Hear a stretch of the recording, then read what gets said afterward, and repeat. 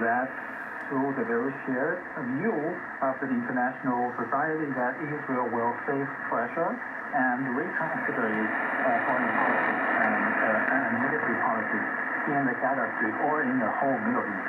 So that's why against this very particular background, the United States vetoed several times yesterday, as you mentioned, on the United Nations platform, and also the United States tried to diplomatically and politically protect Israel's international status and international image, although there has already been and more will join the waves of condemning Israel.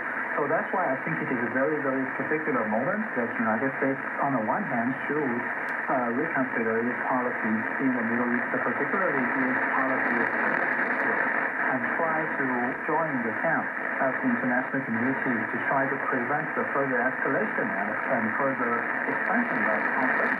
And on the other hand, we cannot forget that Israel should also reconsider its policy because Israel cannot maintain the military activities in the Gaza Strip by its unilateral manner as well. So the United States and Israel should both reconsider and reflect their policies. I think these are very important. Professor, speaking of the international community, Germany has long been a staunch supporter of Israel, historically rooted in its historical responsibility over the Holocaust during World War II.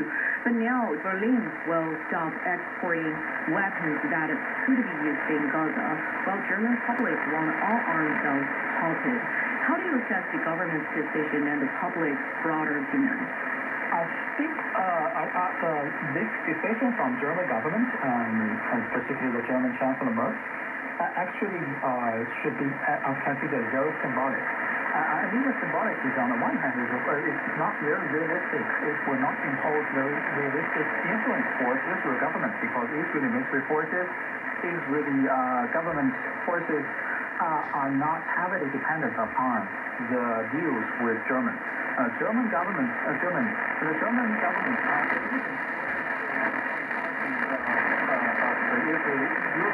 the European policies, of course, but we cannot say that the German decision to suspend the military deals or the arms deals to Israel could force Israel to make some changes. That's impossible because Israel is not considered as very important.